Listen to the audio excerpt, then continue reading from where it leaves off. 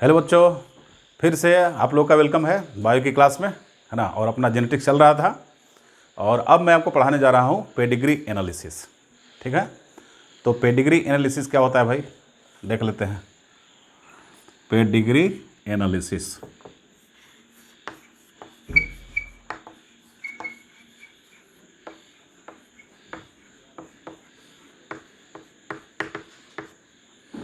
Pedigree analysis, ठीक है। ये क्या है?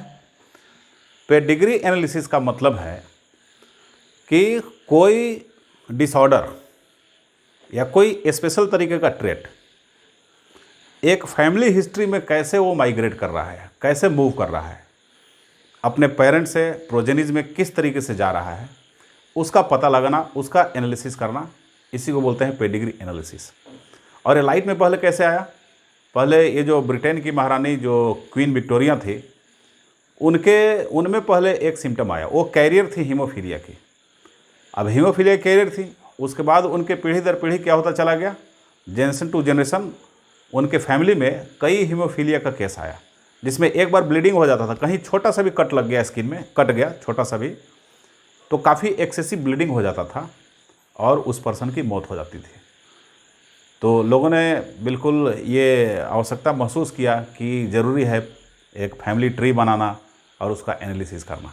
ठीक है, इसी को बोलते हैं पेडिग्री एनालिसिस, है ना। तो लिखते हैं, पहले कैसे देखेंगे कि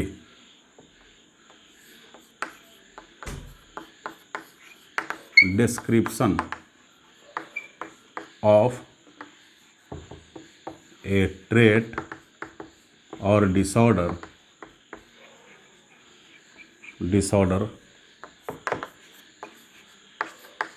इन a family,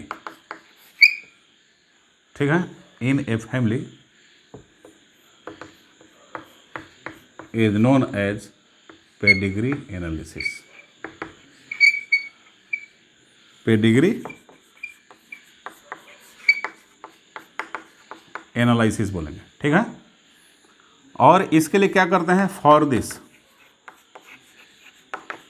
this a pedigree chart, एक पेडिग्री चार्ट जो है इज फॉर्म, एक पेडिग्री चार्ट को बनाना पड़ता है इसके लिए।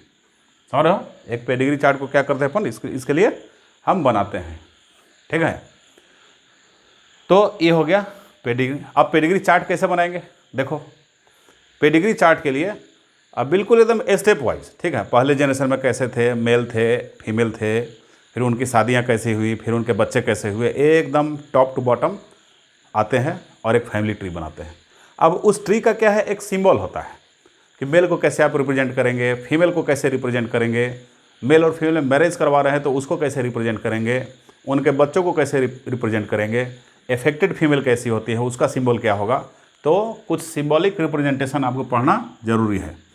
जैसे ये सिंबॉलिक रिप्रेजेंटेशन क्या है भाई, सिंबॉलिक रिप्रेजेंटेशन ये हुआ कि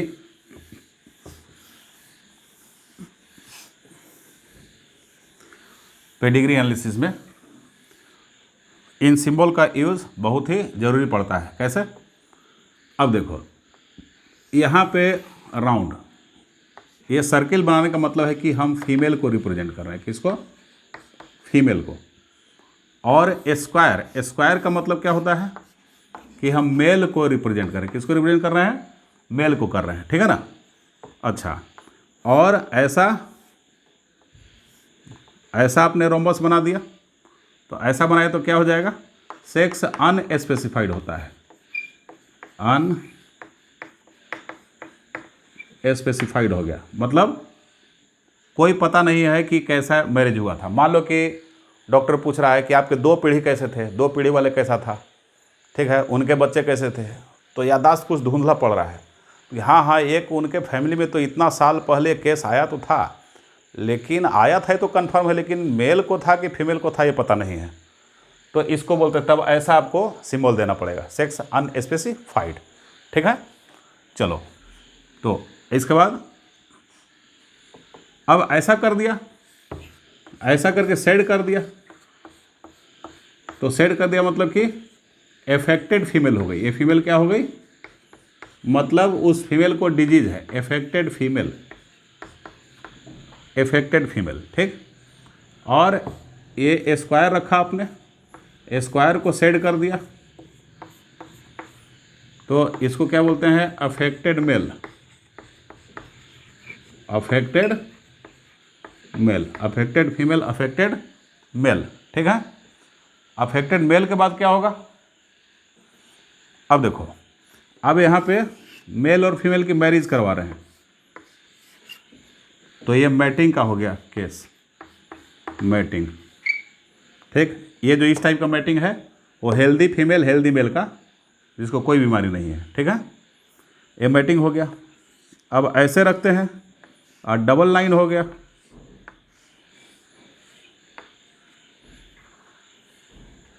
तो डबल लाइन हो गया, तो ये हो गया mating between close relative, mating between close relative. इसको बोलते हैं क्या, इसको और एक टर्म दिया गया है मैटिंग बिटवीन क्लोज रिलेटिव को, इसको बोलते हैं कॉन्सैंगुइनियस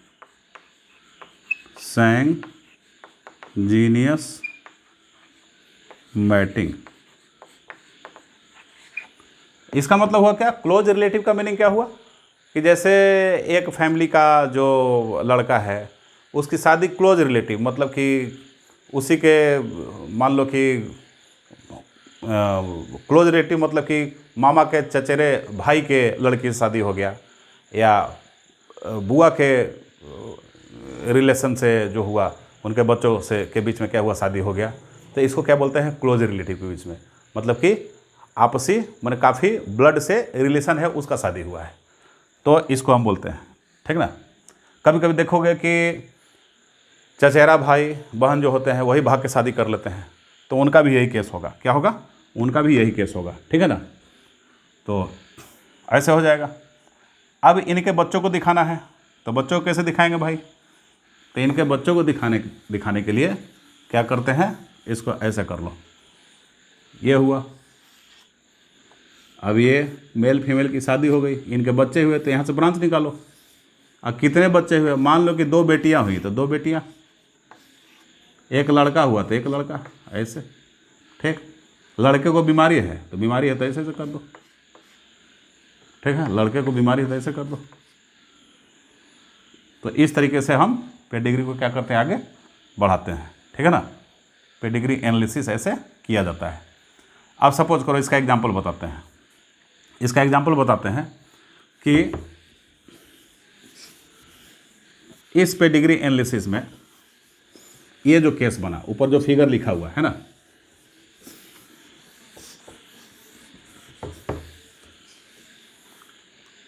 अब बताना है इसका मदर और फादर का जेनेटिक सेट क्या होगा।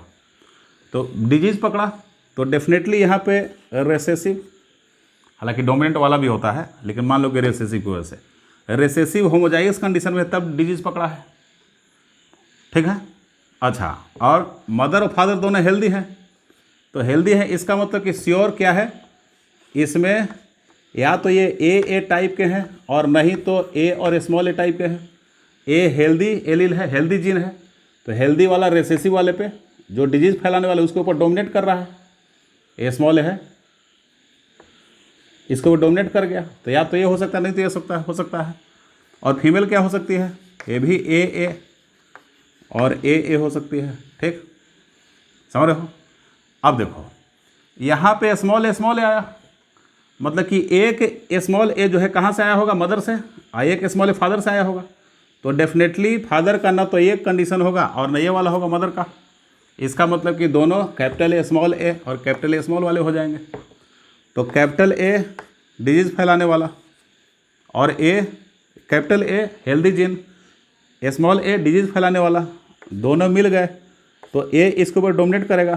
तो ये जो पर्सन होगा, मतलब ये जो होगी ये फीमेल होगी, ठीक, फीमेल अपने लाइफ में क्या रहेगी, नॉर्मल, क्या रहेगी, अपने लाइफ में नॉर्मल रहेगी, समझ रहे हो। लेकिन अपने लाइफ में नॉर्मल रहेगी, लेकिन कैरियर फॉर डिजीज, लेकिन कैरियर रहेगी, कैरियर फॉर डिजीज, उस डिजीज को का कैरियर मतलब कि नेक्स्ट जनरेशन में पहुंचाने के लिए वो रिस्पॉन्सिबल है, क्योंकि ये डिफेक्टिव जीन इसमें है, आगे सेपरेट होगा और जहाँ होमोजाइगस कंडीशन आया तो बीमारी फैला देगा। ठीक है, तो अपने लाइफ में नॉर्मल, लेकिन वो कैरी कर रही है आगे वाले जनरेशन में ट्रांसफ़र करने के लिए। तो कैरियर मतलब कि रेस्पॉन्सिबल फॉर, एक किस लिए रेस्पॉन्सिबल होगी, responsible for transferring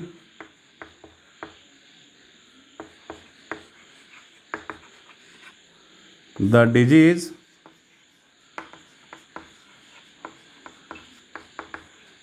in the next generation. Next generation में डिजीज को ट्रांसफ़र करने के लिए रिस्पॉन्सिबल है। ऐसा नहीं कि खाली फीमेल ही रिस्पॉन्सिबल होती है, मेल का भी हलचल होगा, मेल भी तो वही है। अब मान लो कैसे रखते हैं, कैपिटल ए स्मॉल ए और ऐसा, तो क्या हो जाएगा, मेल नॉर्मल हो जाएगा। अपने लाइफ में इस मेल को कोई डिजीज नहीं होगा, नॉर्मल डिजीज नॉर्मल रहेगा ये, लेकिन आगे वाले जनरेशन में सारा चीज़ यही फॉलो करेगा। ये कैरियर हो जाएगा, क्या हो जाएगा, कैरियर हो जाएगा, और अगले जनरेशन में डिजीज़ को फैलाने के लिए रिस्पॉन्सिबल रहेगा ये। तो ऐसे पेडिग्री एनालिसिस करते हैं। ठीक है, ये आपका पेडिग्री एनालिसिस था। अच्छा, एक चीज़ पिछले क्लास में म्यूटेशन से रिलेटेड एक पॉइंट छूट गया था, उसको आपको लिखना है क्या, कि क्रोमोजोमल एब्रेशन जो होता है जनरली कैंसर कॉज करता है, उसको लिख लो। ठीक ना, कैंसरस सेल जो होते हैं बनते हैं क्रोमोजोमल एब्रेशन की वजह से। तो वो पॉइंट छूटा हुआ था, नोट करके लिख लीजिए, वो म्यूटेशन का पॉइंट है, वो लिखवा दे रहे हैं आपको। कैंसर का सेल जो होता है, cancer cell cause due to, किसकी वजह से होता है, due to chromosomal aberration, chromosomal aberration, ABERRATION। ठीक है, क्रोमोजोमल एब्रेशन क्या होता है मैं आपको पिछले क्लास में पूरा डिटेल में बता चुका हूँ। ठीक है ना, चलो अब आगे चलते हैं। इसको पूरा लिख लीजिए आप लोग, और लिख लीजिएगा तो बोलिए। ठीक है ना,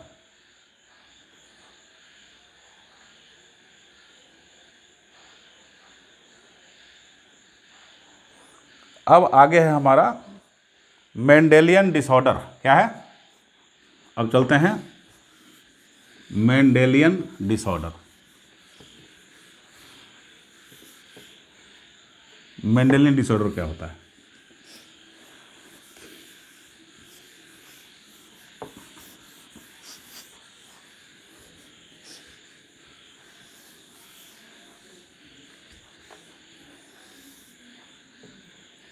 मेंडेलियन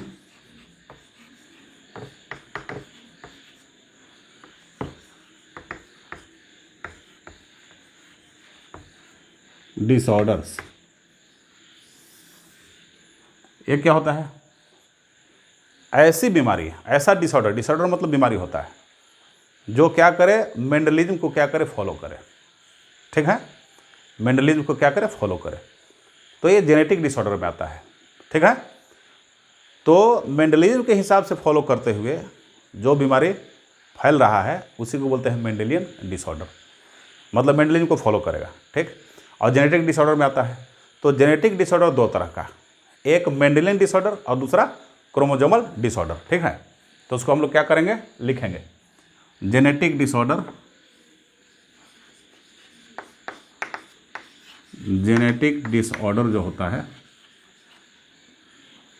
डिसऑर्डर्स टू टाइप्स का,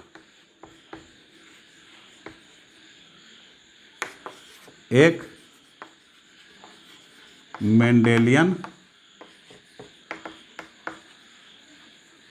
डिसऑर्डर और सेकंड है क्रोमोजोमल डिसऑर्डर।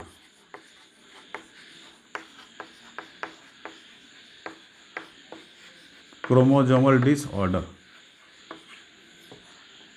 तो मेंडेलियन डिसऑर्डर क्या करता है, फॉलो मेंडलिज्म, फॉलो मेंडलिज्म मतलब मेंडल के रूल को फॉलो करते हुए अलग होता है। ठीक, और ये क्या हो जाएगा, it is called due to, ठीक, due to alteration in alleles और जीन्स। जीन्स मतलब कि जीन्स, ऐसे क्या बोलते हैं, अल्टरेशन ऑफ एलील और जीन्स मतलब चेंज इन, इसे क्या बोलते हैं, change in base sequence of DNA.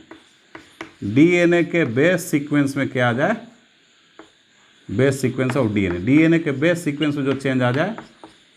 तो भाई जीन क्या होता है, जीन डीएनए का स्पेसिफिक पार्ट होता है, डीएनए के पार्ट को तो जीन बोलते हैं। अब डीएनए के पार्ट को जीन बोलते हैं तो उसी में क्या हो जाएगा, डीएनए में क्या होता है, बेस का सीक्वेंस होता है, base pair, adenine guanine cytosine, ठीक है, ऐसा प्रेजेंट रहता है। उसी बेस के सीक्वेंस में चेंज आ गया तो जीन में चेंज आ जाएगा। और जब जीन में चेंज आ जाएगा तो हम उसको बोलते हैं क्या, जेनेटिक डिसऑर्डर, जो मेंडलिज्म को फॉलो करता है, ठीक है ना। मेंडलिज्म को क्या करता है, वो फॉलो करता है और इसी को कहते हैं, अब देखो इसी को कहते हैं, ये क्या हो जाएगा, कॉज्ड ड्यू टू रिसेसिव और डोमिनेंट जीन, ठीक। रिसेसिव जीन होमोजाइगस कंडीशन में आ जाएगा, किसमें, होमोजाइगस कंडीशन में आ जाएगा, ठीक है। और डोमिनेंट जीन होमोजाइगस में भी रह सकता है, होमो और हेट्रो किसी में भी रह सकता है, किसी में भी रह सकता है। बोले कि रिसेसिव जीन सर, तो रिसेसिव जीन तो पहले से रिसेसिव वैसे ही रहता होगा, तो चेंज आने की बात क्या हुई, डीएनए सीक्वेंस में क्या चेंज आ गया। अरे भाई डीएनए के सीक्वेंस में चेंज आ जाएगा तो अब उसका क्या हो गया, फंक्शन माल फंक्शनिंग में आ गया, फंक्शन उसका पहले वाला नहीं रहा, तो अब उसी को तो बोलेंगे रिसेसिव जीन, मैं बता चुका हूँ पहले, ठीक है। तो याद रखना, तो रिसेसिव होमोजाइगस कंडीशन में, रिसेसिव अपने आप को एक्सप्रेस कब करेगा, जब वो होमोजाइगस कंडीशन में होगा। और डोमिनेंट कैसे एक्सप्रेस करेगा, ये हेट्रोजाइगस कंडीशन में हो जाए और होमोजाइगस ए, तो होमोजाइगस ए और heterozygous capital A small A, ये होमोजाइगस कंडीशन, मतलब दोनों कंडीशन में अपने आप को एक्सप्रेस करेगा। मतलब बोले कि सर डोमिनेंट जीन की वजह से भी डिजीज होता है क्या, बिल्कुल होता है। डोमिनेंट जीन मतलब हमेशा फायदे वाली बात नहीं है कि कैपिटल टी है तो प्लांट सब लंबे, तो लंबा तो बहुत अच्छा चीज़ है, अच्छा और ख़राब जो है आप हम लोग अपने तरीके से बना लेते हैं, नेचर थोड़ी अच्छा खराब बनाती है, समझ रहे हो। इसलिए कभी कभी डोमिनेंट जीन भी बीमारी का कॉज बन सकता है, समझ रहे हो। एग्जाम्पल के लिए ये जो आपका एनसीईआरटी में दिया हुआ है मायोटोनिक डिस्ट्रॉफी, क्या दिया है, मायोटोनिक डिस्ट्रॉफी दिया है, ठीक है ना। तो ये क्या होता है, मायोटोनिक डिस्ट्रॉफी, ये डोमिनेंट वाला होता है और रिसेसिव वाला कौन होता है, देख लो, मायोटोनिक डिस्ट्रॉफी, मायोटोनिक डिस्ट्रॉफी ये डोमिनेंट की वजह से होता है, किसकी वजह से, डोमिनेंट की वजह से। डोमिनेंट मतलब कि या तो ए रहे नहीं तो कैपिटल ए स्मॉल ए हो जाए, होमोजाइगस है हेट्रोजाइगस। और रिसेसिव वाला क्या होता है भाई, रिसेसिव हमेशा होमोजाइगस में रहेगा, तभी वो डिजीज़ को फैलाने के लिए, डिजीज़ को कॉज करने के लिए रिस्पॉन्सिबल होगा। तो अब देखो रिसेसिव एलील की वजह से, रिसेसिव एलील्स इन होमोजाइगस कंडीशन, ठीक है, होमोजाइगस कंडीशन में मतलब दोनों स्मॉल रहे तब बीमारी को एक्सप्रेस करेगा, ठीक ना। एग्जाम्पल के लिए, इसका एग्जाम्पल का बड़ा लंबा लिस्ट है, एक है फिनाइल कीटोन्यूरिया, फिनाइल कीटोन्यूरिया, ठीक। फिनाइल कीटोन्यूरिया के बाद हीमोफीलिया, हीमोफीलिया के बाद sickle cell anaemia, sickle cell anaemia, ठीक। और एक थैलेसेमिया,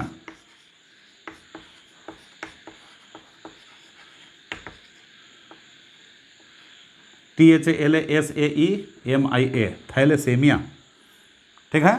तो phenylketonuria, haemophilia, sickle cell anaemia और थैलेसेमिया, जिसमें आपको फिनाइल कीटोन्यूरिया के बारे में पढ़ना है, हीमोफीलिया के बारे में पढ़ना है, सिकल सेल एनीमिया के बारे में पढ़ना है, ठीक है। तो देखते हैं अपन फिनाइल कीटोन्यूरिया को, ठीक ना। फिनाइल कीटोन्यूरिया, तो फिनाइल कीटोन्यूरिया देख लेते हैं क्या होता है। फिनाइल कीटोन्यूरिया, हमारे बॉडी में एक होता है फिनाइल एलानिन, क्या होता है, फिनाइल एलानिन, ठीक। इस पे फिनाइल एलानिन हाइड्रोक्सिलेज, कौन सा एंजाइम, हाइड्रोक्सिलेज एंजाइम काम करेगा। तो फिनाइल एलानिन कन्वर्ट कर जाता है टाइरोसिन में, किस में कन्वर्ट कर जाएगा, ये टाइरोसिन में कन्वर्ट कर जाएगा, ठीक है, टाइरोसिन में। अब देखो, अब जीन रिसेसिव जीन ए की वजह से, ए जीन की वजह से, मतलब एलील्स की वजह से ये हाइड्रोक्सिलेज एंजाइम नहीं बन पाएगा, ठीक है, हाइड्रोक्सिलेज एंजाइम नहीं बन पाएगा। क्यों, क्योंकि इसको बनाने के लिए कैपिटल ए जीन चाहिए था, कैपिटल ए जीन इसको बना रहा है, और स्मॉल ए जीन क्या करेगा, हाइड्रोक्सिलेज को नहीं बनाएगा। तो नहीं बनाएगा तो फिनाइल एलानिन जो है वो टाइरोसिन में चेंज नहीं होगा, समझ रहे हो। और जब टाइरोसिन में चेंज नहीं होगा तो क्या होगा, ये ऐसे का ऐसे रह जाएगा और बॉडी में एक्यूमुलेट होता रहेगा, टिश्यू में एक्यूमुलेट हो जाएगा, जाके ब्रेन टिश्यू में एक्यूमुलेट हो जाएगा और ब्रेन को ये डैमेज कर देगा, ठीक है। एक्सेस अमाउंट होगा तो यूरिन से भी बाहर आना शुरू हो जाएगा, ठीक। तो क्या लिखेंगे इसमें, इसमें लिखेंगे कि एंजाइम जो होता है रिसेसिव जीन की वजह से, रिसेसिव जीन की वजह से वो एंजाइम जो होगा नहीं बन पाता है, ठीक। Due to recessive gene, recessive gene की वजह से, ठीक, enzyme hydroxylase, enzyme hydroxylase is not formed, enzyme hydroxylase form नहीं होता है। जब एंजाइम हाइड्रोक्सिलेज फॉर्म नहीं होगा तब क्या हो जाएगा, देन तब फिनाइल एलानिन जो होगा, phenyl alanine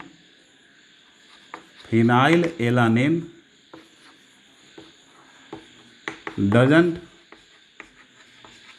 convert into tyrosine, tyrosine में कन्वर्ट हो नहीं हो पाता है।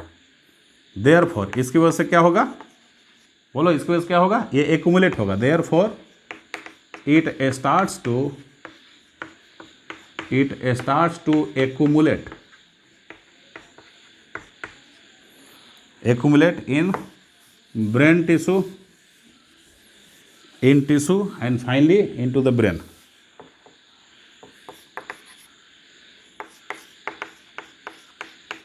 In tissue and finally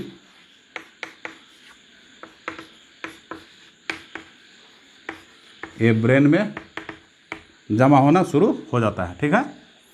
और एक्सेस अमाउंट यदि बनेगा इसका, एक्सेस अमाउंट एक्सेस में बन जाएगा तो क्या होगा, comes out from urine, comes out from urine, urine से भी ये बाहर आना शुरू हो जाएगा, ठीक है। इसको लिखिए आप लोग, comes out from the urine, है ना। देखो, और ब्रेन में जब एक्यूमुलेट करेगा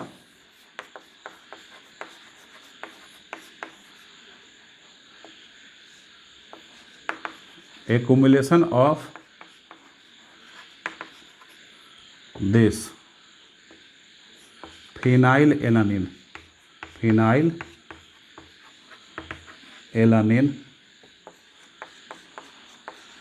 occurs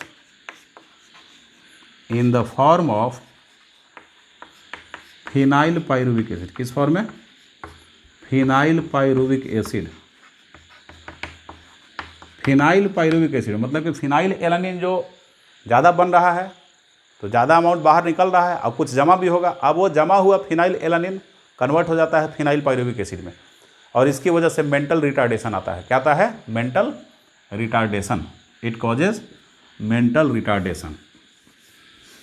ये मेंटल रिटार्डेशन को क्या करता है? कॉज करता है।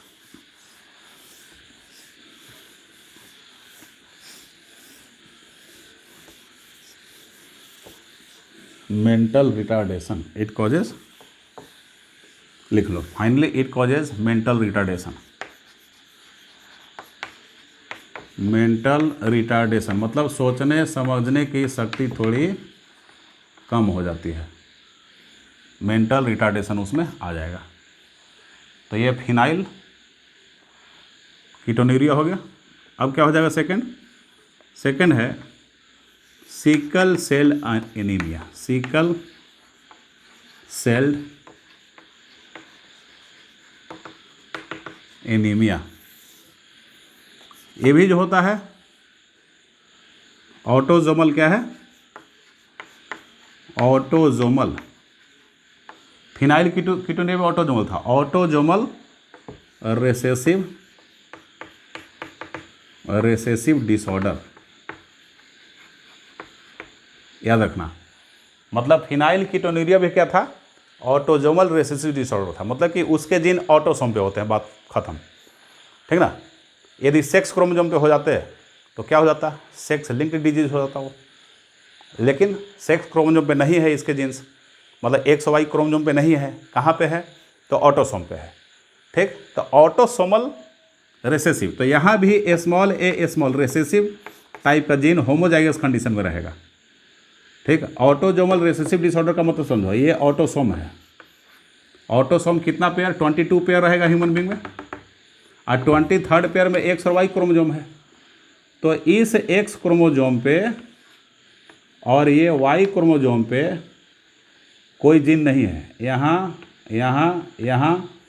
इस डिजीज़ का इस पे जीन नहीं है, यहाँ पे जीन है, ये देखो, ये स्मॉल ए ऐसा है, ऑटोसोम पे है। मतलब यहाँ से यहाँ तक 22 पेयर जो हो जाएगा वो ऑटोसोम होगा, और किसी एक पेयर ऑटोसोम पे प्रेजेंट रहेगा, तो इसको बोलते हैं ऑटोसोमल रिसेसिव डिसऑर्डर। बिल्कुल फिनाइल कीटोन्यूरिया भी ऐसा ही था, ऑटोसोमल रिसेसिव डिसऑर्डर। तो अब क्या होगा? इसमें क्या होता है भाई? इसमें होता है क्या कि आरबीसी, नॉर्मल आरबीसी देखोगे, नॉर्मल आरबीसी जो देखोगे, ये नॉर्मल आरबीसी है, नॉर्मल आरबीसी, ठीक। तो नॉर्मल आरबीसी डिस्क लाइक, ये डिस्क लाइक होता है और बाइकॉनकेव होता है। क्या होता है? Biconcave, disc like biconcave. मतलब घर में आटे का गोल सर्किल बनाओ और उसको बीच से दबा दो, आटे का गोला प्लेट जैसा स्ट्रक्चर बनाओ और उसको बीच से ऐसे दबा दो, प्रेस कर दो, तो वो क्या हो जाएगा? वो बाइकॉनकेव हो जाएगा, ठीक है ना। वैसा ही आरबीसी रहता है, डिस्क लाइक होगा, मतलब तस्तरी जैसा और बीच से दबा हुआ, तो बाइकॉनकेव। तो ये तो नॉर्मल आरबीसी है। लेकिन अब डिफेक्टिव हीमोग्लोबिन प्रोटीन की वजह से, ठीक है, ड्यू टू, क्या लिखेंगे? Due to defective globin protein, क्या? Globin protein, protein of haemoglobin,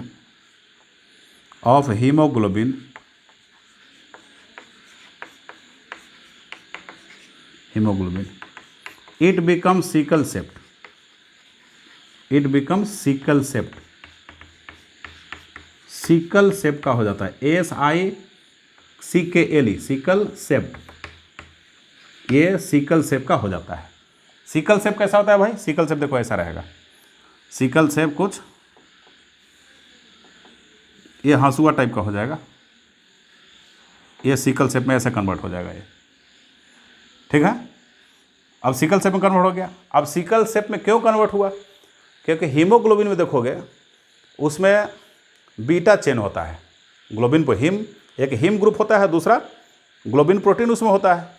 तो ग्लोबिन प्रोटीन में जो बीटा चेन होता है, बीटा चेन के 6 नंबर पोजीशन पे, ठीक ना, ग्लूटामिक एसिड की जगह पे वायलिन आके इनकॉर्पोरेट हो जाता है, तो डिफेक्टिव बीटा प्रोटीन बन जाता है। ठीक है, देख लो, बता रहे हैं, ध्यान से समझो उसको। देखो ध्यान से, ये क्या है, ये हीम ग्रुप है, ताम झाम आयरन वगैरह Fe वगैरह इसी में होता है। ठीक है, और ये ग्लोबिन ग्रुप है। ग्लोबिन का क्या हुआ, ये बीटा चेन, बीटा चेन क्या होता है, बीटा चेन ये प्रोटीन का होता है, पॉलीपेप्टाइड का बोल सकते हो, क्योंकि प्रोटीन पॉलीपेप्टाइड का बना होता है। ठीक है, तो बीटा चेन प्रोटीन, प्रोटीन मतलब कि पॉलीपेप्टाइड है, सिंपल सी बात, पॉलीपेप्टाइड। पॉलीपेप्टाइड मतलब कि एमिनो एसिड, क्या होता है, एमिनो एसिड, एमिनो एसिड, मतलब इसको देख लो, एमिनो एसिड ये लगे हुए हैं। ठीक है, तो यहाँ पे पहला एमिनो एसिड, दूसरा एमिनो एसिड, ये पेप्टाइड लिंकेज है, इसलिए इसको बोलते हैं पेप्टाइड, पॉलीपेप्टाइड। क्या बोलते हैं, पॉलीपेप्टाइड। तो ये देख लो, एमिनो एसिड, तो 1 2 3 4, 1 2 3 4 5 और 6, ये सब क्या है, जुड़े हुए हैं, 6 7 8 9 10 जो भी होगा। तो यहाँ से पहला, दूसरा, 3 4 5 6, 6 पोजीशन पे क्या रहता है, क्या रहता है, 6 पोजीशन पे रहता है glutamic acid, GLU, glutamic acid. उसको कौन रिप्लेस कर देता है, वैलिन, VAL, वैलिन रिप्लेस कर देगा, उसके जगह पे वैलिन आ जाएगा। तो नॉर्मल पॉलीपेप्टाइड, जब नॉर्मल RBC रहता तो वैलिन नहीं आता, ग्लूटामिक एसिड ही रहता, लेकिन वहाँ पे वैलिन आ गया। वैलिन आने की वजह से उसका टेंशन बढ़ जाता है सरफेस का, अब बढ़ने की वजह से स्ट्रेचिंग उसमें आ जाता है, इसलिए सिकल शेप का हो जाता है। कैसा, सिकल शेप का हो जाता है। तो यहाँ पे क्या लिखेंगे, the defective globin protein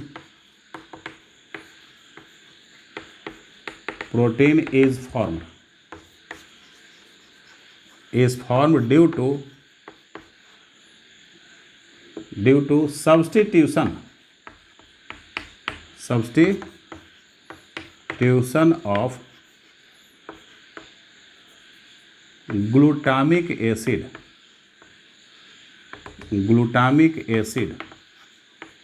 by valine। मतलब कि ग्लूटामिक एसिड को भगा के वैलिन आ गया, means glutamic acid is substituted by valine. समझ रहे हो, glutamic, substitution of glutamic acid by valine. तो इससे क्या होगा भाई, ध्यान से समझ लो, ये क्या है, हीम है, ये हीम ग्रुप है, यहीं पे आयरन प्रेजेंट होता है हीम ग्रुप में। आइए, ग्लोबिन क्या है, प्रोटीन है। ग्लोबिन प्रोटीन क्या होता है, कुछ नहीं, एमिनो एसिड का चेन, जिसको पॉलीपेप्टाइड बोलते हैं। तो इस पॉलीपेप्टाइड में amino acid, amino acid, amino acid, amino acid, amino acid, amino acid, amino acid, amino acid है। ये 7वां नंबर, 8वां नंबर, ऐसे ऑन सो ऑन चलता चला जाएगा। ठीक है, तो बात किया जा रहा है कि 6ठे नंबर पे जो एमिनो एसिड रहता है वो ग्लूटामिक एसिड रहता है। उस ग्लूटामिक एसिड को रिप्लेस कर देता है वैलिन। कौन रिप्लेस कर देता है, वैलिन। तो वैलिन रिप्लेस कर देगा, तो ये तो नॉर्मल प्रोटीन बना, समझ रहे हो, वैलिन रिप्लेस कर देगा तो एबनॉर्मल प्रोटीन बनेगा, डिफेक्टिव प्रोटीन बनेगा। देखो, डिफेक्टिव ग्लोबिन बन जाएगा। डिफेक्टिव बनेगा तो क्या होगा, डिफेक्टिव प्रोटीन बनने की वजह से अब ये जो चेन का ग्रोथ हो रहा था वो बिल्कुल लो ऑक्सीजन टेंशन में क्या होता है, लो ऑक्सीजन का परसेंटेज में होता है। तो लो ऑक्सीजन का परसेंटेज में ग्रोथ होने की वजह से क्या होता है, वो RBC डिफॉर्म हो जाएगा, उसका रूप चेंज हो जाएगा और बिल्कुल सिकल शेप हो जाएगा। सिकल शेप मतलब कि धान काटने वाला जो हंसिया होता है, देखे हो धान काटने वाला, उसी को बोलते हैं सिकल। तो धान काटने वाला हंसिया जैसा हो जाता है, सिकल शेप। और इसकी वजह से क्या होगा, हीमोग्लोबिन की ऑक्सीजन कैरी करने का जो कैपेसिटी है वो घट जाता है और आदमी एनीमिक हो जाता है, माने ब्लड रहने के बावजूद भी उसको ब्लड की कमी रहती है। इसको बोलते हैं सिकल सेल एनीमिया। क्या बोलते हैं, सिकल एनीमिया मीन्स खून की कमी। वो पीला पीला आदमी दिखेगा, थोड़ा सा चलने में थक जाएगा। तो ऐसे व्यक्ति 45 से 50 ईयर्स तक जिंदा रहता है, उसके बाद लाइफ नहीं रह पाती है, वो मर जाता है। समझ गए। और सिकल सेल एनीमिया को देखोगे कि जितने भी माउंटेन एरिया है, माउंटेन एरिया बोल रहे हैं जंगली इलाका जो है जहाँ पे मलेरिया खूब फैलता है, माउंटेन एरिया की बात नहीं है, जो जंगल वाला इलाका है जहाँ पे गंदगी वगैरह खूब रहता है, तो उन जगहों पे क्या है, मलेरिया खूब फैला। तो मलेरिया फैला तो हेल्दी आरबीसी वाले पब्लिक क्या हो गए, रिप्लेस हो गए, और सिकल सेल वाले जो आरबीसी रहता है उसके अंदर मलेरियल पैरासाइट ग्रोथ नहीं कर पाता है, तो वो बचा रह जाता है आदमी। ठीक है, तो ऐसे इलाके में जहाँ पे सिकल सेल का पॉपुलेशन ज़्यादा आपको मिलेगा, इसका मतलब क्या हुआ कि वहाँ पे मलेरिया से अधिकतर पब्लिक मर गई है। बहुत समय होने के साथ कई सौ वर्षों में ऐसा काम हुआ, और फाइनली सिकल सेल एनीमिया वाले आदमी को ही सिलेक्ट किया गया वहाँ। लेकिन वो भी बेचारा 50 साल तक ही जिंदा रहता है, तो चलो कम से कम जिंदा तो रहा। लेकिन वो क्या, जिसका हेल्दी आरबीसी था, मलेरिया पकड़ा और गायब तुरंत, तो उसे तो ठीक ही रहा एक तरह से, कम समझ रहे हो। तो याद रखो इस चीज़ को।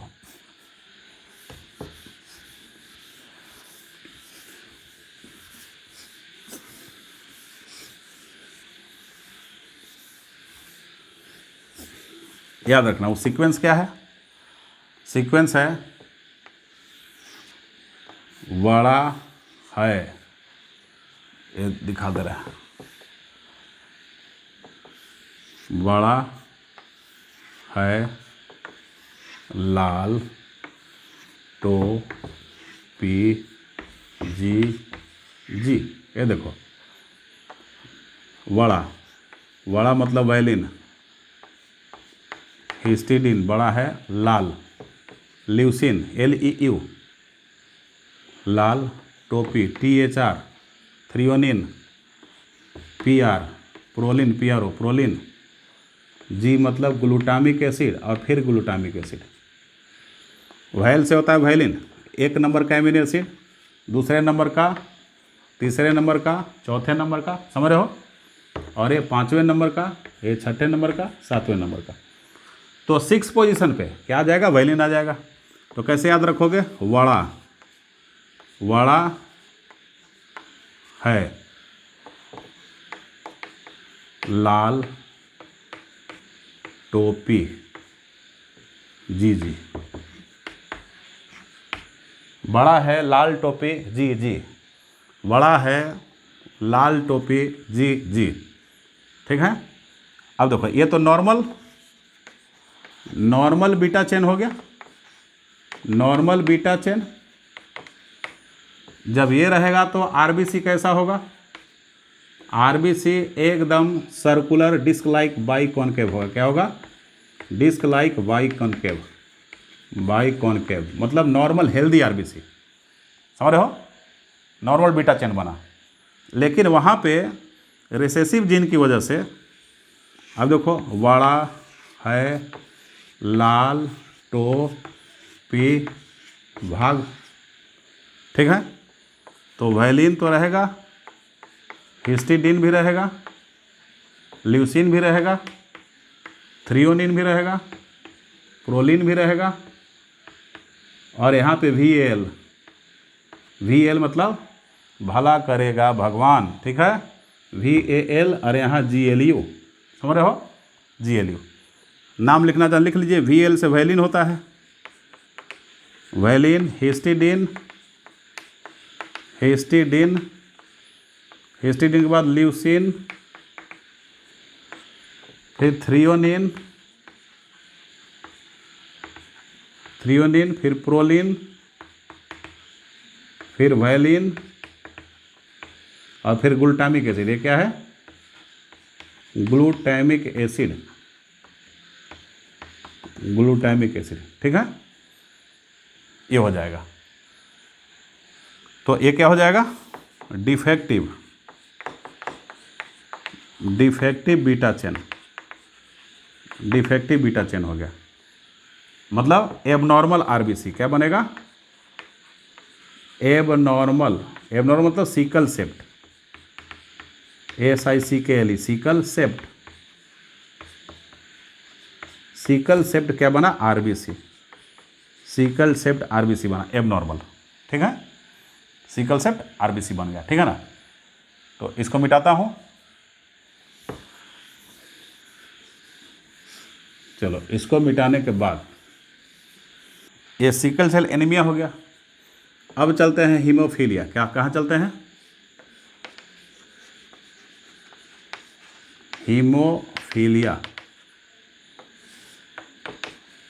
ये हीमोफीलिया क्या है?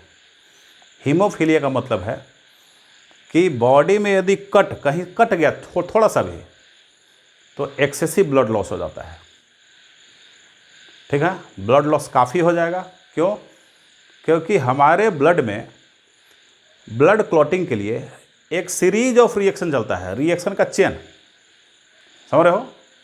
और रिएक्शन का चेन चलता है, और वो चेन क्या होगा? पहले वाले स्टेप से दूसरा वाला स्टेप क्या होगा? दूसरे वाले स्टेप में इफेक्ट बढ़ जाएगा, तीसरे वाले इफेक्ट स्टेप में और इफेक्ट उसका बढ़ेगा, चौथे वाले इफेक्ट में और इफेक्ट बढ़ेगा, समझ रहे हो? और फाइनली मतलब कि 13 स्टेप तक जाता है। ठीक है, तो 13 स्टेप में आके क्या हो जाएगा? तब आपको फाइनली ब्लड क्लॉट होगा। तो इसको बोलते हैं कैस्केड इफेक्ट और कैस्केड रिएक्शन बोलते हैं। क्या बोलते हैं? Cascade reaction. तो ये जो 13 फैक्टर यूज होते हैं ब्लड क्लॉटिंग के लिए, ब्लड क्लॉट करने के लिए कितने फैक्टर? 13 फैक्टर यूज होते हैं। 13 फैक्टर, 13 स्टेप, समझ रहे हो? तो 13 स्टेप यूज होगा।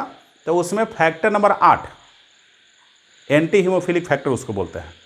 उस फैक्टर की क्या होगी? कमी हो जाएगी। तो जब कमी हो जाएगी तो क्या होगा? आपको ब्लड क्लॉट नहीं हो पाएगा, क्योंकि कट गया तो कटे हुए जगह पे क्या होना चाहिए? कटे हुए जगह पे खून जमना चाहिए ना। अंदर में ब्लड फ्लो कर रहा है तो खून नहीं जमना चाहिए। यदि खून जम गया तो कुछ भी हो जाएगा, ब्रेन स्ट्रोक हो जाएगा, हार्ट अटैक आ जाएगा, जैसे कोरोना में हो रहा है।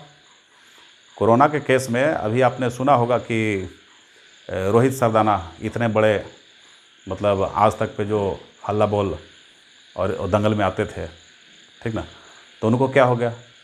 कोरोना से रिकवरी कर गए थे, रिकवर हो गए थे। रिकवर होने के बाद भी उनको हार्ट अटैक आ गया। क्यों? कि इंटरनल ब्लीडिंग होती है वहाँ। इंटरनल ब्लीडिंग होने के बाद में अंदर में ब्लड क्लॉट बन गया। अब क्लॉट बनने की वजह से या तो ब्रेन के ये जितने भी आर्टरीज हैं उसमें जाके वो फंस जाएगा तो ब्रेन स्ट्रोक होगा, नहीं तो हार्ट को कहीं हार्ट के आर्टरी में, कोरोनरी आर्टरी में जाके जाम करेगा वो, तो हार्ट अटैक आएगा। तो उनको हार्ट अटैक से मौत हो गई थी। ठीक है, तो अंदर में ब्लड की क्लॉटिंग नहीं होना चाहिए, लेकिन बाहर में ब्लड क्लॉट, बाहर में जैसे ही कटे तो तुरंत क्लॉटिंग होनी चाहिए, समझ रहे हो? तो कटने के बाद जो क्लॉटिंग होता है वो क्लॉटिंग नहीं हो पाया। ठीक, कौन से फैक्टर की वजह से? फैक्टर नंबर 8 की वजह से। ठीक है, तो ऐसा नहीं हो पाया तो उसको क्या बोलते हैं? हीमोफीलिया। तो क्या बोलते हैं इसको? The disorder. ये डिसऑर्डर है, the disorder in which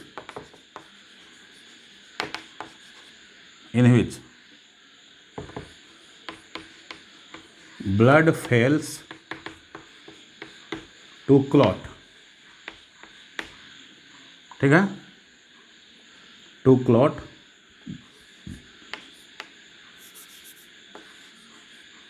above the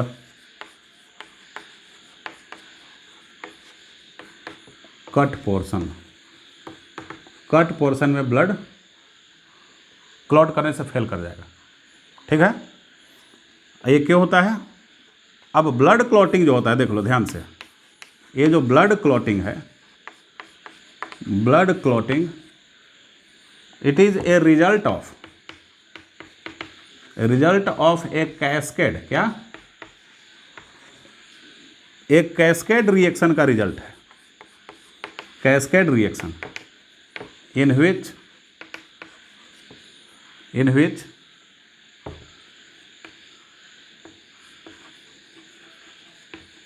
there are 13 steps, जहाँ पे 13 स्टेप्स हैं।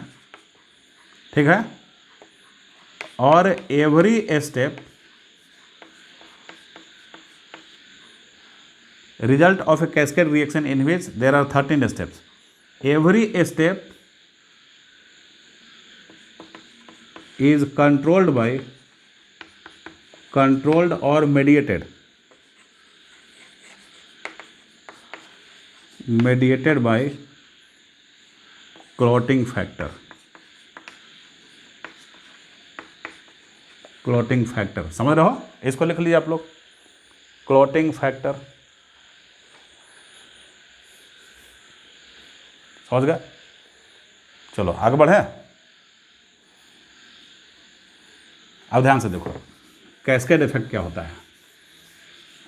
कैस्केड मतलब कि पहले से आगे वाला स्टेप बहुत बड़ा, एकदम मासिव और इफेक्टिव इफेक्ट रहेगा वो, और ये 13 स्टेप तक जा रहा है। मतलब हुआ देखो, यहाँ से स्टार्ट किया, मान लो सबस्ट्रेट ए से स्टार्ट किया तो क्लॉटिंग फैक्टर 1 आया, ठीक है। अब बी बना, क्या बन गया बी, ये बी बन गया। तो बी बना तो बी क्या होगा, ए से ज़्यादा नंबर में रहेगा बी, ये बी बना देखो बी।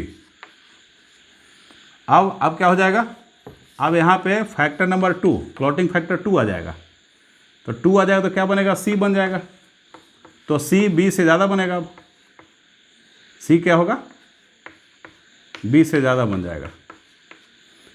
मतलब अगला स्टेप पहले वाले स्टेप से काफ़ी ज़्यादा नंबर में प्रोडक्ट को प्रोड्यूस करता है, ठीक ना। फिर स्टेप नंबर 3, तो 3 नंबर स्टेप में क्या हो जाएगा, अब डी सबस्ट्रेट प्रोड्यूस हो रहा है, डी, तो ये जो डी का प्रोडक्शन हो रहा है बहुत ज़्यादा हो जा रहा है, पिछले वाले से ज़्यादा। इसी को बोलते हैं कैस्केड चेन रिएक्शन। क्या बोलते हैं, कैस्केड चेन रिएक्शन। तो ऐसे ऐसे करते करते आपको आना है 13 स्टेप तक। 13 स्टेप में अब 3 है, 3 के बाद ये 4th स्टेप, 4th के बाद 5, 5 के बाद 6, 6 के बाद 7 और 7 के बाद 8। ये देखो 8 नंबर का जो है यही रेसेसिव जीन होता है स्मॉल ए। और यहाँ पे डिफेक्टिव मतलब एंटी हीमोग्लोबिन फैक्टर को बना ही नहीं पाता है।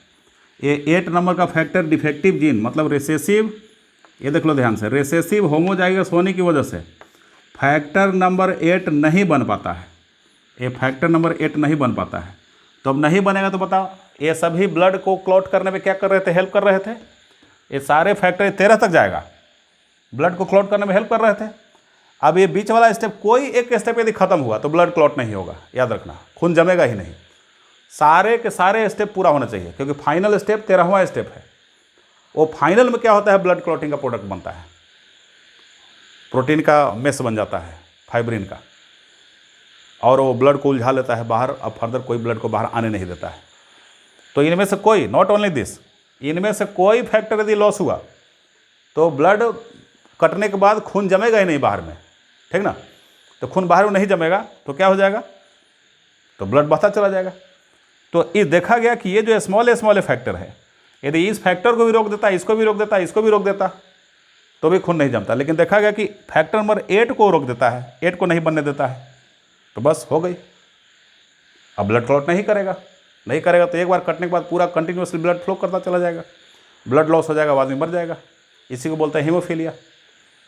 समझ रहे हो। चलो अब देखो, ये जो सिकल सेल और हीमोफीलिया था, हीमोफीलिया क्या था, हीमोफीलिया इसका जो जीन है, जो बोलते हैं ना ए और ए, तो इसको जीन एलील बोलते हैं। तो एलील्स फॉर दिस डिजीज, ठीक, are found on X chromosome. X chromosome पे क्या होता है, मिलता है एक्स क्रोमोजोम, ठीक है। देयरफॉर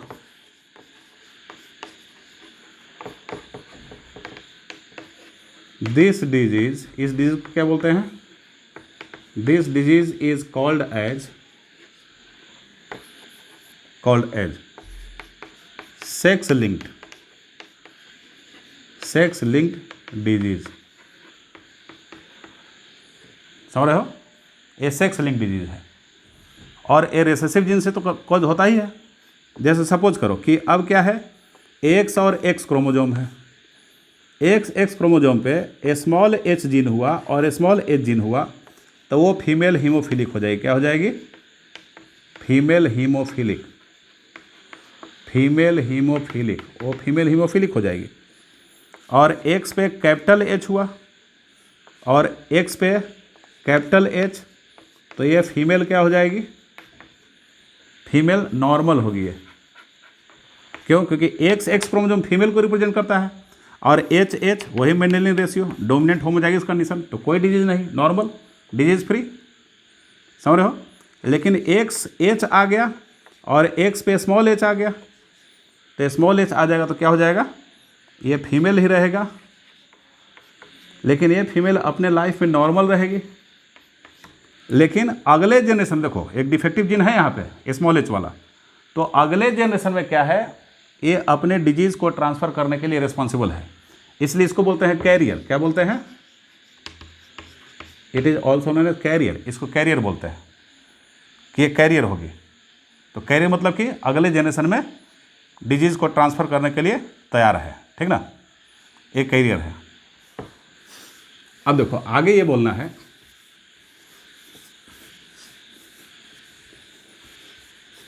कि हीमोफिलिक फीमेल, फीमेल को जल्दी हीमोफीलिया नहीं पकड़ता है। किसको पकड़ता है?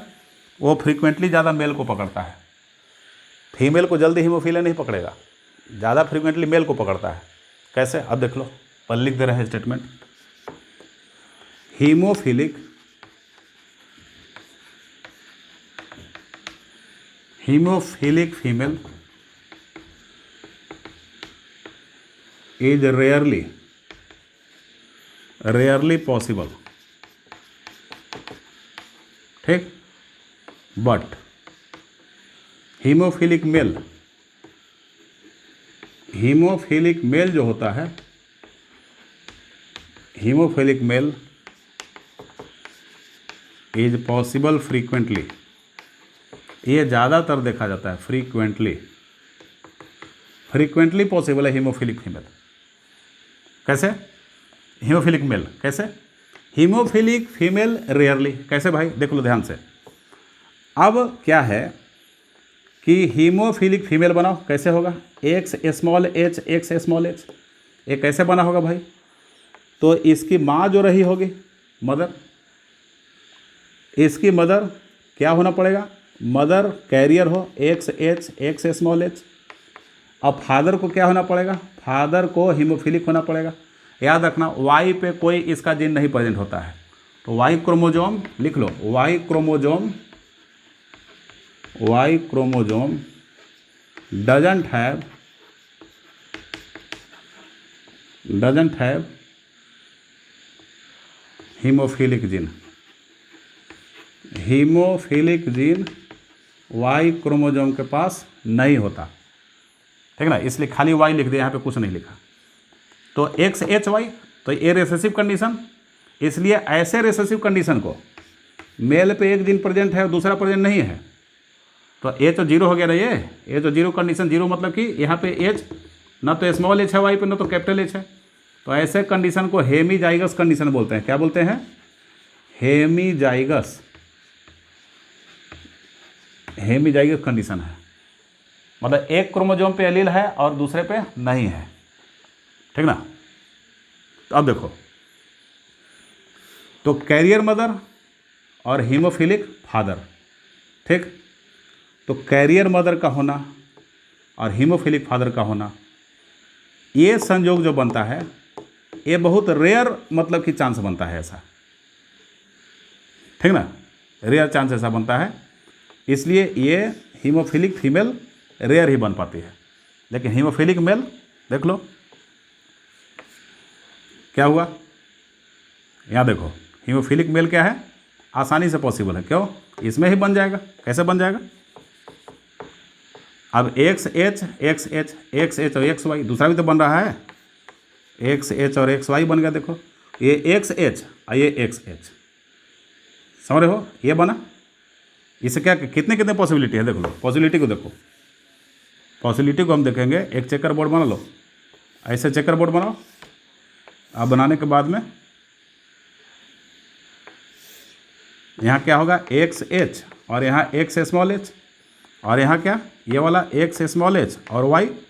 देखो x x x x capital H small H, ठीक, फिर x x capital H small H, और फिर एक्स एच और वाई, एक्स एच और वाई हो गया, और फिर क्या हो जाएगा एक्स स्मॉल एच और वाई हो गया। इसका इससे एक्स एच एस एक्स, इसका इससे स्मॉल एच, इसका इससे एक्स एच वाई, और इसका इससे एक्स एच वाई। अब देख लो ये क्या है, एक कैरियर फीमेल हो गई, मतलब कि नॉर्मल फीमेल, ये भी नॉर्मल फीमेल, नॉर्मल मेल और हीमोफिलिक मेल हो गया। तो यहाँ तो मेल में एकदम दिख गया आराम से। ये कॉम्बिनेशन जल्दी पॉसिबल नहीं है, ठीक, तो मेल में तो फ्रीक्वेंटली दिख रहा है, लेकिन फीमेल में देखो, फीमेल समझ गए, ये फीमेल एक दिखा और ये मेल, तो मेल में हमको ये दिख गया, फीमेल में यहाँ पे एक दिख रहा है, और ये फीमेल में यहाँ पे दिख रहा है, और ये कॉम्बिनेशन रेयरली पॉसिबल होता है, इसलिए फीमेल में जल्दी नहीं देखने को मिलेगा, और मेल में जल्दी दिख जाता है, ठीक है, मेल में जल्दी दिख जाता है। देखो एक नोट करके लिख लो कि जो सिकल सेल एनीमिया था आपको, सिकल सेल एनीमिया एक्चुअली ऐसे सिम्बलाइज करते हैं, HbS, तो ये इक्विवेलेंट हो गया कैपिटल ए के, मतलब कैपिटल एस मतलब कि ए डोमिनेंट जीन, मतलब कि इससे नॉर्मल आरबीसी क्या होगा, नॉर्मल आरबीसी, याद रखना इस चीज़ को। और एक होता है HB स्मॉल एस, ये हो गया इक्विवेलेंट स्मॉल ए के, मतलब कि एबनॉर्मल सिकल सेल्ड आरबीसी। और एक हो जाएगा क्या HB capital S, HB small S, ये ए और ए के समान हो जाएगा, मतलब ये हो जाएगा आपका नॉर्मल, वो व्यक्ति रहेगा अपने लाइफ में, लेकिन अगले जनरेशन में फैलाने के लिए कैरियर का काम करेगा, ठीक है। ये सिकल सेल में ये वाला नोट कर लेना, इतना छूट गया था। अब फिर से रिटर्न मारते हैं हीमोफीलिया पे, ठीक ना, तो हीमोफीलिया पे फिर से रिटर्न मारा जाए।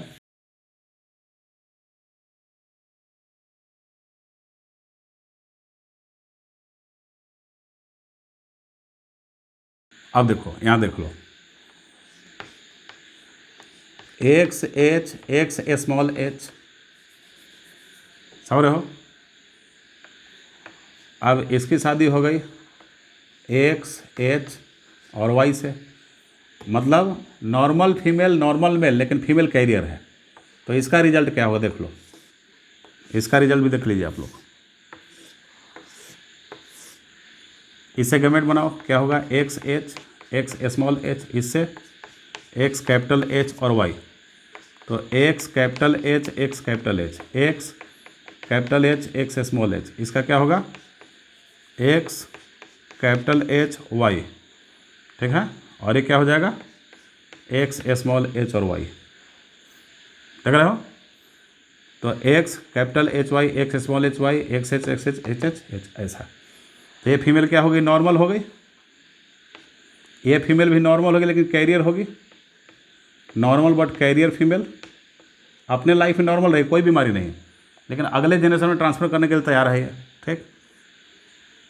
और ये क्या है, नॉर्मल मेल हो गया, नॉर्मल मेल, ठीक है ना, नॉर्मल मेल। और ये क्या हो जाएगा, डिजीज हो गया, हीमोफिलिक मेल हो गया, हीमोफिलिक।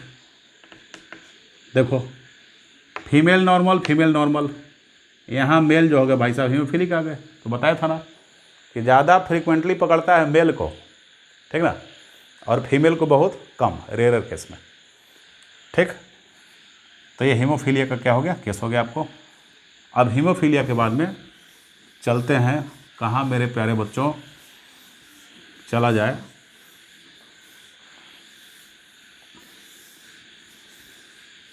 एनसीईआरटी में एक फैमिली ट्री दिया हुआ, पेडिग्री एनालिसिस दिया हुआ है कि आपको पहचानना है कि वो कैसा है। अगर एनसीईआरटी का बुक देखें, वो दिया है आपको कि पहचानो कि कौन सा एबनॉर्मलिटी है, ठीक ना, कैसा एबनॉर्मलिटी है इसको पहचानो। तो देखो ये दिया है, ये दिया है, ये डिजीज़ है, फीमेल को रोग है, डिजीज़ है। इन दोनों को शादी हुआ, अब बच्चे इनके हुए। बच्चे कितने हुए? 1 2 3 और 4, 4 बच्चे। एक लड़की, इसके बाद एक लड़का हुआ डिजीज़, फिर हेल्दी लड़का हुआ, हेल्दी लड़का, और फिर क्या हो गया? फिर एक लड़की, लड़की को क्या हुआ? डिजीज़। ठीक है, इस लड़के की शादी हुई हेल्दी फीमेल से, इसके 3 बच्चे हुए, 3 बच्चे हुए। तो क्या हुआ? हेल्दी, ये भी हेल्दी, और ये भी क्या? हेल्दी। ठीक ना। अब इस डिजीज वाले का एक से शादी हुआ, तो यहाँ से इसका बच्चा जो हुआ हेल्दी, और यहाँ ये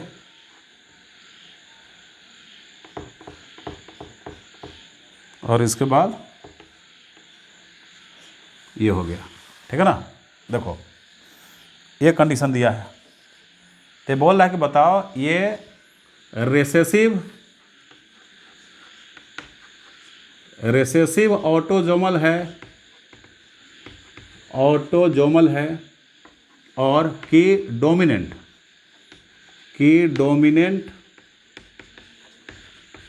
ऑटोजोमल कौन है? ये देखो क्या होगा, आप बताओ।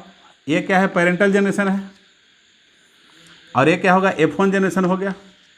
F1 जनरेशन में कौन कैरेक्टरिस्टिक एक्सप्रेस होता था? जो डोमिनेंट होता था। तो F1 कैरेक्टर में डोमिनेंट आ गया, तो एकदम आंख मूंद के बोलो कि ये डोमिनेंट ऑटोसोमल डिसऑर्डर है। बात खत्म। क्यों? पेरेंटल जनरेशन बाद में F1 जनरेशन में वही कैरेक्टर आया, होता था ना। अरे देखो ना भाई, कैपिटल टी स्मॉल टी, तो ये टॉल, ये पेरेंटल जनरेशन का क्या होता? टॉल होता था। और F1 generation capital T small T आता था, तो ये टॉल और ये ड्वार्फ होता था। याद करो। और यहाँ पे क्या? F1 जनरेशन में टॉल ही मिलता था, F1, तो टॉल मतलब डोमिनेंट, तो जो डोमिनेंट कैरेक्टर है वही आपको F1 में मिल रहा है। तो देखो ये पेरेंटल जनरेशन है, F1 है, इसमें डोमिनेंट मिल गया आपको, डोमिनेंट मिल गया। तो डोमिनेंट, हाँ ये बात अलग है कि ये डोमिनेंट जीन इसको बीमारी पैदा कर रहा है, डिजीज फैला रहा है। तो ये डोमिनेंट क्या हो गया? ऑटोसोमल डिसऑर्डर हो गया। ठीक ना। और इसमें दिया है वो क्या होता है, अभी आपको बताए थे, मायोटोनिक डिस्ट्रॉफी।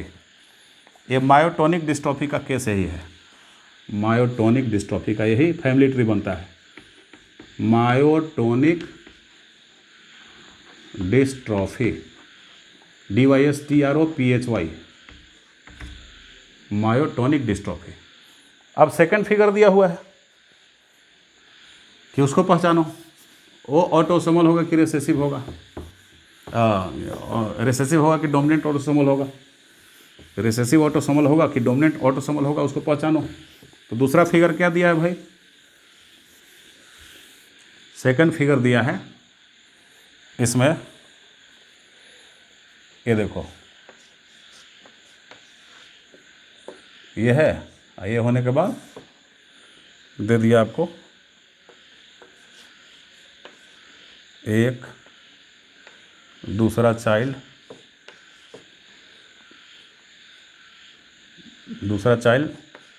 एफेक्टेड हो गया, और एफेक्टेड होने के बाद में फिर तीसरा बच्चा हो गया, तीसरा के बाद फोर्थ हुआ बेटी, ये भी क्या है? एफेक्टेड है। 1 2 क्या है? 1 2 2 के बाद 3 4, 1 2 3 4 5, पाँचवा हेल्दी है। इस लड़के की शादी किससे हुआ? लड़का से। इससे शादी हुआ और इससे बच्चे आ गए, तो बच्चे आ गए तो क्या हुआ, ये हो गया, इसके बाद ये हो गया, इसके बाद ये हो गया, ये है, ये लड़के को भी क्या है, बीमारी है, डिजीज़ है।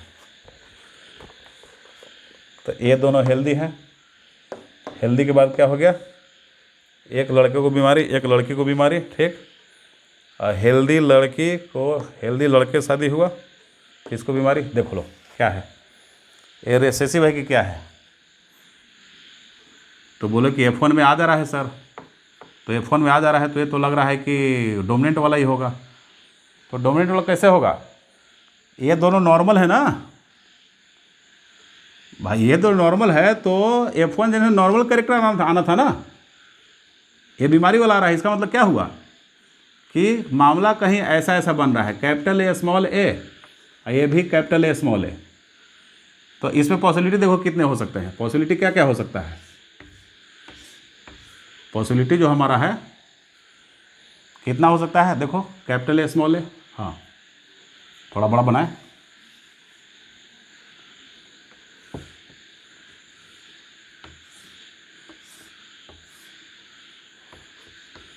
Capital A small A, capital ए इसका एक गैमेट, एक स्मॉल ए, और फिर कैपिटल ए, एक small A, capital A capital A, capital A small A, फिर capital A small A, small A small A, ये देखो ए स्मॉल ए आ रहा है ना भाई। तो कैपिटल ए जहाँ होगा नॉर्मल होगा, ये देखो नॉर्मल। तो नॉर्मल क्या हो सकता है, 1 2 3 नॉर्मल। तो नॉर्मल कंडीशन या तो ए होगा, नहीं तो ए स्मॉल ए होगा। इसका भी वही, या तो ए होगा, नहीं तो कैपिटल ए स्मॉल ए होगा। इसका स्मॉल ए हो जाएगा, इसका भी स्मॉल ए हो जाएगा, ठीक।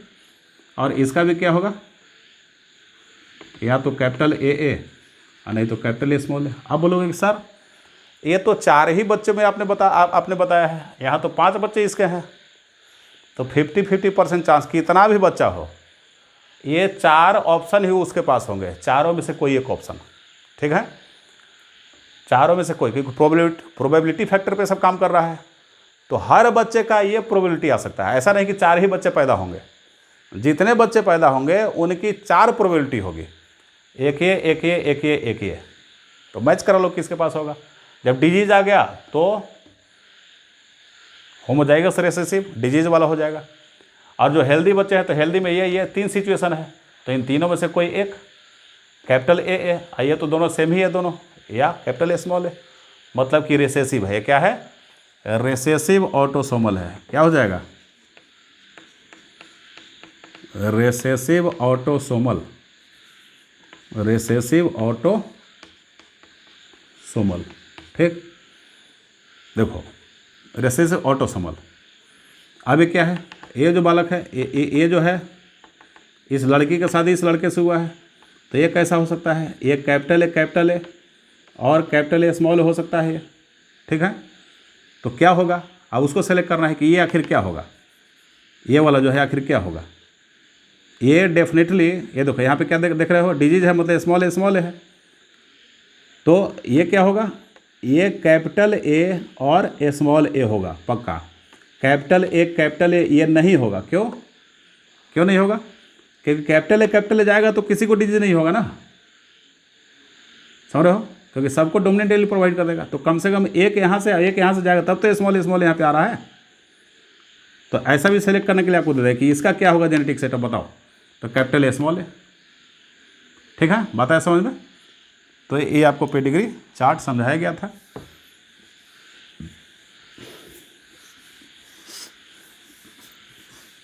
अब चलते हैं हम कहाँ पे, अब हम लोग का स्टार्ट होगा क्रोमोजोमल डिसऑर्डर, ठीक है ना। ये मेंडेलियन डिसऑर्डर खत्म हुआ, क्योंकि सब मेंडलिज्म को फॉलो कर रहे थे। Chromosomal disorder, chromosomal disorder,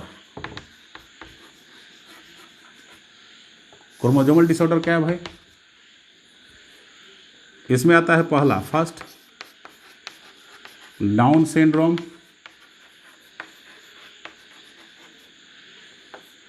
second क्लेनफेल्टर्स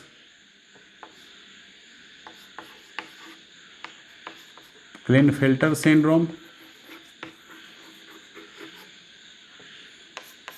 और थर्ड टर्नर सिंड्रोम। याद रखना, टर्नर सिंड्रोम। ये डाउन सिंड्रोम जो है ये ट्राइजोमी का केस है। ट्राइजोमी इन 21st, ह्यूमन का जो 23 क्रोमोजोम होता है, 21st क्रोमोजोम का ट्राइजोमी है, 21st क्रोमोजोम का। ठीक है।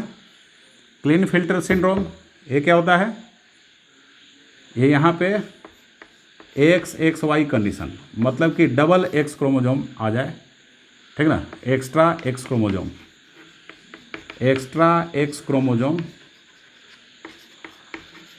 एक्स क्रोमोजोम इन मेल, एक मेल में एक्स्ट्रा एक्स क्रोमोजोम आ जाए तो ये भी ट्राइजोमी का केस है,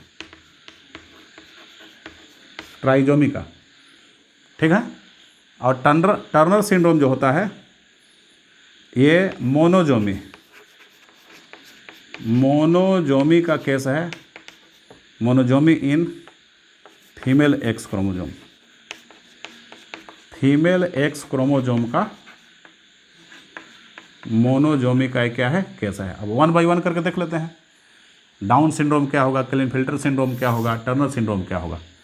अब चलते हैं डाउन सिंड्रोम से। ठीक है ना। तो डाउन सिंड्रोम क्या होता है जरा देखो। डाउन सिंड्रोम जो होगा इसको मंगोलियन इडियोसी बोलते हैं। एकदम देखने में मंगोल चाइनीज जैसा लगेगा और तिब्बत के लोगों को जैसा। उस बच्चे का जो बाहर का गेस्चर जो होगा वो देखने में मंगोल जैसा लगेगा, इसलिए इसको मंगोलियन इडियोसी मतलब दिमाग का थोड़ा कम होना। हालांकि वो लोग दिमाग के कम नहीं होते हैं, चाइना बहुत डेवलप कंट्री है। ठीक ना। लेकिन वैसा दिखे, चाइनीज जैसा दिखे, ठीक है, और दिमाग कम है और हमेशा माउथ से सलाइवा निकल रहा है, ऐसे लार निकल रहा है। ठीक है। टंग बाइफीड हो, जीभ में ऐसे 2 टुकड़ा, सांप के जीभ जैसा ऐसे 2 टुकड़ा, 2 ऐसे बाइफीड, 2 ऐसे टुकड़ा निकल, 2 ब्रांच निकला हुआ हो, समझ रहे हो। हमेशा मुंह खुला रहे, ऐसे लार निकलता रहे, सेलिवेट होता रहे। ठीक है। उसको बोलते हैं डाउन सिंड्रोम। ठीक ना। उसका हथेली को देखोगे तो हथेली पे जो हाथ की रेखाएं होते हैं वो अजीब टाइप का दिखेगा, बंदर या बनमानुस जैसा, चिंपैंजी जैसा, समझ रहे हो। तो उसको बोलते हैं डाउन सिंड्रोम। तो क्या लिखेंगे, डाउन सिंड्रोम। तो ट्राइजोमी मतलब देखो, ट्राइजोमी क्या है, ये 2A है ऑटोसोम का, समझ रहे हो। तो ऑटोसोम में 21st क्रोमोसोम आएगा, क्योंकि ऑटोसोम कितने होते हैं, ऑटोसोम्स कितने होंगे, ऑटोसोम्स 44 होंगे, मतलब 22 पेयर्स। तो एक पेयर देख लो, एक पेयर ऐसे होते होते होते ये 21वां पेयर आएगा, 21st पेयर। कौन, 21st पेयर का क्रोमोजोम, उसमें एक और क्रोमोजोम बन गया। तो देखो ट्राइजोमी मतलब 3, 1 2 3, ट्राइजोमी मतलब 3, मतलब यहाँ पे 2n+1 सेटअप बन जाएगा। 2n इक्वल टू क्या होता है, 44 होता है, और एक अलग से एक्स्ट्रा जुड़ गया, तो 44 + 1 = 45, मतलब 45 क्रोमोजोम इसमें हो जाएगा, समझ रहे हैं। और सिम्टम इसका क्या है, ब्रॉड फोरहेड होगा, चौड़ा ललाट, ललाट जो होगा चौड़ा होगा, ब्रॉड फोरहेड, सैलिवेटिंग माउथ, सैलिवेटिंग, मुंह से लार निकलता रहेगा, समझ रहे हो। मेंटल रिटार्डेशन, वो बच्चा जो होगा मेंटली रिटार्ड होगा, मेंटल रिटार्डेशन, समझ रहे हो। तो इस तरीके से इसमें देखा जाता है। शॉर्ट स्टैचर होगा, थोड़ा छोटा बच्चा होगा वो, ठीक है। तो ऐसे हम देखते हैं डाउन सिंड्रोम का ये केस है, ठीक ना। हाथ पे जो मतलब ये जो पाम जो होगा थोड़ा चौड़ा होगा, उसको ब्रॉड पाम हो जाएगा, हथेली, ये हाथ की हथेली चौड़ा, और एबनॉर्मल लाइंस उस पे बनेंगे, एबनॉर्मल लाइंस बनेंगे उस पे, हाथ पे, ऑन पाम, हथेली पे लाइन बड़ा एबनॉर्मल बनेगा। तो ये डाउन सिंड्रोम का क्या है, एक केस है, ठीक है। अच्छा, तो डाउन सिंड्रोम के बाद में अब आता है हमारा क्लेनफेल्टर सिंड्रोम।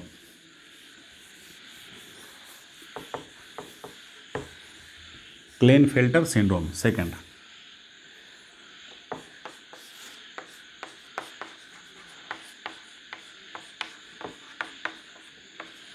क्लेनफेल्टर सिंड्रोम क्या है? क्लेनफेल्टर सिंड्रोम भैया, क्लेनफेल्टर सिंड्रोम जो होगा ये मेल में एक्स्ट्रा एक्स क्रोमोसोम आ जाता है, तो वहाँ भी ट्राइजोमी, समझ रहे हो? तो it is the trisomy of sex chromosome, sex chromosome, sex chromosome in male, male में मतलब one extra X chromosome, one extra X chromosome, ठीक, एपियर्स इन मेल। मतलब उस मेल का क्या हो जाएगा, 2a तो रहेगा, ऑटोसोम तो रहेंगे, प्लस एक्स और वाई रहता है मेल में, तो एक और एक्स जोड़ लो, तो एक्स एक्स वाई, तो ये भी तो ट्राइजोमी है, ये भी तो ट्राइजोमी है, ठीक। तो ये सेट क्या होता है, 2n+1 का यहाँ भी केस था, ठीक है। तो 2n इक्वल टू क्या होता है, ह्यूमन बीइंग में 46 है, 46 + 1 47 का क्या है, 47 का केस हो जाएगा ट्राइजोमी। पिछले में भी जरा चेक कर लेना, 46 + 1 लिखें कि नहीं, 46 + 1 47 का केस होगा, शायद 45 लिखवा दिया क्या, एक बार देख लेना आप लोग। 2n+1 = 46 + 1 47 हो जाएगा, ठीक है। 47 हो गया। अब देखो क्यों 47 हो जाएगा, क्योंकि भाई 2n और 23rd वाले क्रोमोसोम में ट्राइजोमी है, तो एक केस बढ़ गया उसमें, तो वहाँ भी तो 47 होगा, वहाँ भी 47 हो जाएगा, किस में, डाउन सिंड्रोम में, यहाँ भी 47 वाला केस होगा, ठीक है। तो उसको देख लीजिएगा, 47, 2a + x x y, 2n+1, 46 + 1 47। अच्छा, अब क्या इसकी कहानी होगी, इसका सिम्टम क्या होगा, इसका सिम्टम जो होगा वो हो जाएगा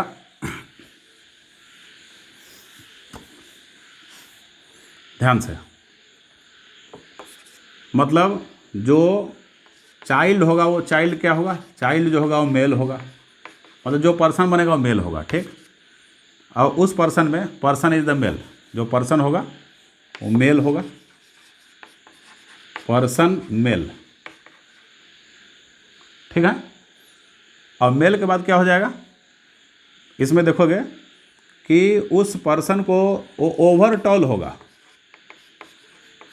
आवश्यकता है ज़्यादा लंबा, मतलब कि एबनॉर्मली लॉन्ग लेग्स, उसके पैर जो होंगे एबनॉर्मली लॉन्ग होंगे, ठीक ना, एबनॉर्मली लॉन्ग। और फिर आगे क्या होगा, उसको गायनेकोमेस्टिया होगा, गायनेकोमेस्टिया, गायनेकोमेस्टिया मतलब कि उसके ब्रेस्ट निकले होंगे औरतों जैसे, ठीक है ना। तो breast, breast female like breast, breast like female, कैसा, फीमेल की तरह ब्रेस्ट निकला होगा, gynaecomastia, breast like female, gynaecomastia, abnormally long legs, gynaecomastia, breast like females, और फीमेल जैसा ब्रेस्ट होगा। और आगे क्या होगा, एस्टेराइल मेल हो जाएगा, वो मेल क्या होगा, एस्टेराइल मेल हो जाएगा, और एकदम फीबल माइंडेडनेस का, फीबल माइंडेडनेस मतलब कि मेंटली रिटार्ड होगा, वो क्या होगा, मेंटली रिटार्ड, ये देख लो, मेंटल रिटार्डेशन आ जाएगा। अब इसको पहचानते कैसे, आइडेंटिफिकेशन क्या है इसका भाई, आइडेंटिफिकेशन क्या है, याद रखना, आइडेंटिफिकेशन है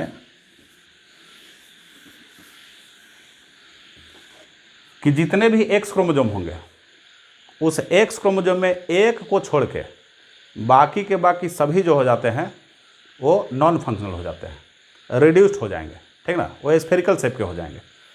और स्टेनिंग करने के बाद में कुछ डाई वगैरह से स्टेन करेंगे तो दिखता है माइक्रोस्कोप में, तो उसको बोलते हैं बार बॉडी। क्या बोलते हैं, बार बॉडी। जैसे देखो ये फीमेल का सेल है, फीमेल सेल के न्यूक्लियस में क्रोमोजोम 2 XX रहते हैं फीमेल, इसका मतलब फीमेल का है ये, फीमेल का। तो फीमेल में देखो एक एक्स क्रोमोजोम ये है, फीमेल का एक एक्स क्रोमोजोम और दूसरा एक्स क्रोमोजोम ये है।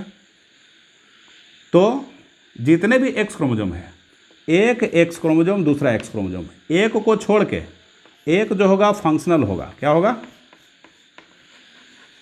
एक फंक्शनल। अब बाकी जो बच गया, यहाँ बाकी तो एक ही बच गया, तो दूसरा जो हो जाता है वो नॉन फंक्शनल हो जाता है। कैसा हो जाएगा, ये बिल्कुल स्फेरिकल शेप ले लेगा, और स्फेरिकल शेप लेके नॉन फंक्शनल हो जाएगा, नॉन फंक्शनल, नॉन फंक्शनल। तो इसी को बोलते हैं बार बॉडी। क्या बोलते हैं, बार बॉडी बोलते हैं, ठीक है।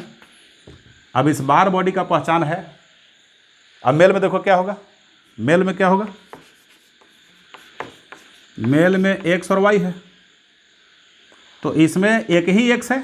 नॉर्मल मेल में क्या, इसको नॉर्मल मेल लिखो, क्या, नॉर्मल मेल, नॉर्मल मेल में एक्स और वाई है।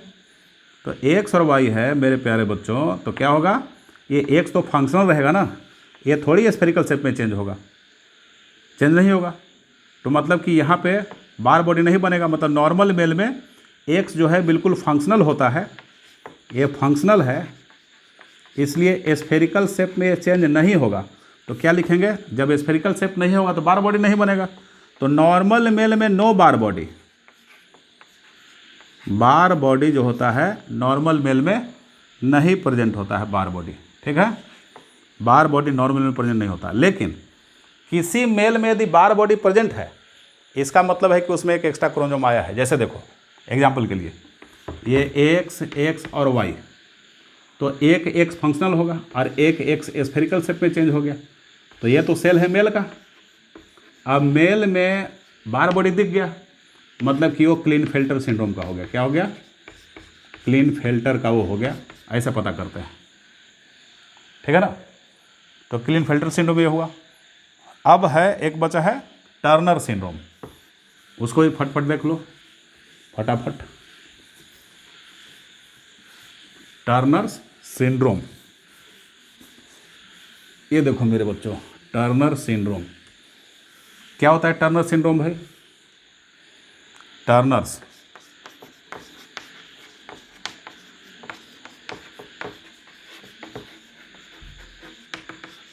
टर्नर सिंड्रोम समझ रहे हो, ये क्या है, monosomy. This is the case of monosomy of X chromosome, X chromosome in female, female में एक्स क्रोमोजोम का मोनोजोमी। जैसे देखो 2a है, 2a XX, तो नॉर्मल फीमेल हो गई।